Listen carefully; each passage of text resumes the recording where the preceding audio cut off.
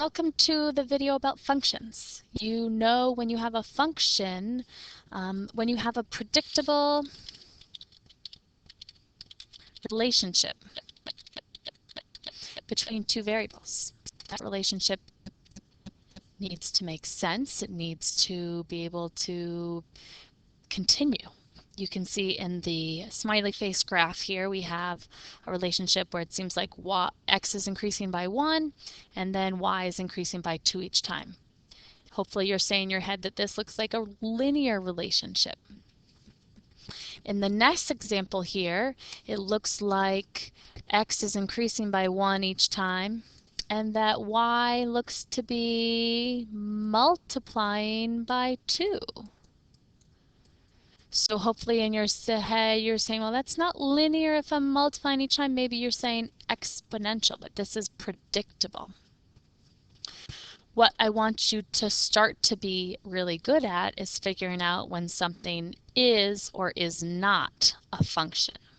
So we're going to look at some examples. In this example on the left, we have, x, well, we have 2 1s, and 2 2s and 3s and a 4. Hopefully you're saying to yourself, well, Ms. Welch, if I put 1 into my function, 1 is like the input.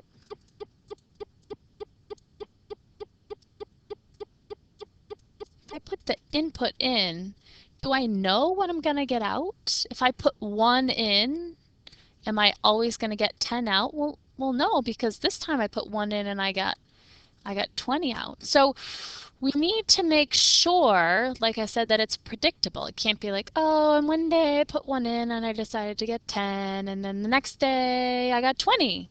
Well, that doesn't really work, okay? And the same thing, when you put 2 in, do you get 30 or do you get 40? I need to be able to make a decision here.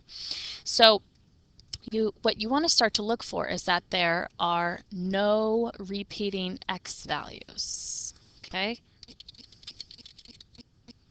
No repeating x values. That's what we're looking for. If you look at this graph, looks like we've drawn an S. Well, do you see any repeating x values here? Well, if I put in 2, it looks like sometimes I get out a 3 if I look here, or sometimes I have something close to 0, or sometimes I have something close to -3.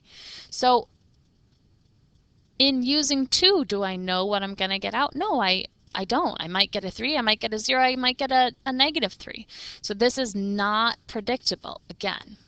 And in fact, we can start to use what we call the vertical line test to start to look for and make sure that there are no repeating x values. So sometimes we call the vertical line test. If you look at the example down here, we have a 2 and a 3 and a 4 and a 5, a 6 and a 7 and an 8 and 9. So these are coordinate pairs. And yeah, if you put in 2, you're going to get 3. It looks like you're going to get 1 more each time. That looks predictable. There's no repeats of the x's. So yeah, this is a function down here. This is a yes. We look at some more examples here on the next page is the relation of function. So if we don't know if it's a function yet, there's just some sort of relationship between the x values and the y values, or one set of variables and the other set of variables, sometimes also called the input, the output, or the domain and the range. Okay, we're looking to see if it's a function. We know there's a relationship. Is it a function? If you look at this example with Sue and Frank and Bobby and Sally, and then they match up with their last names, Sue Walters, Frank Johnson, Bobby Brown, Sally Brown. Now, every x has a y value. Can you predict what their last name is going to be? Yeah. Is it okay for 2 people to have the same last name? Yeah, that's fine. So yes, this is a function. This is going to be a yes.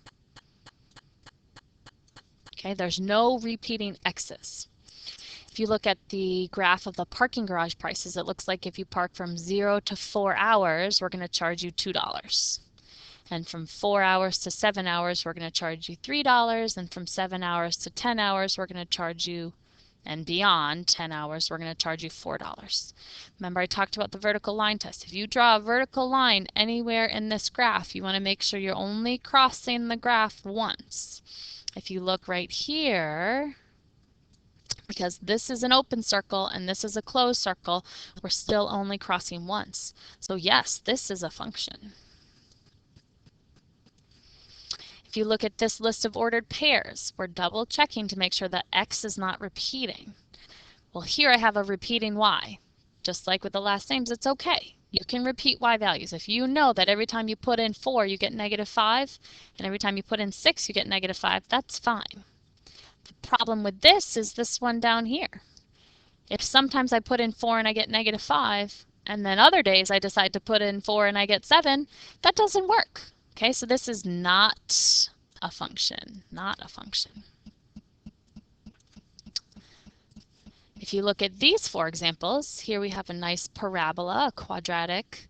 Okay, if you do the vertical line test, there it only crosses once, there it only crosses once, there it's only crossing once. So yeah, this passes the vertical line test. This is a function, yes. Okay, here we have just a line.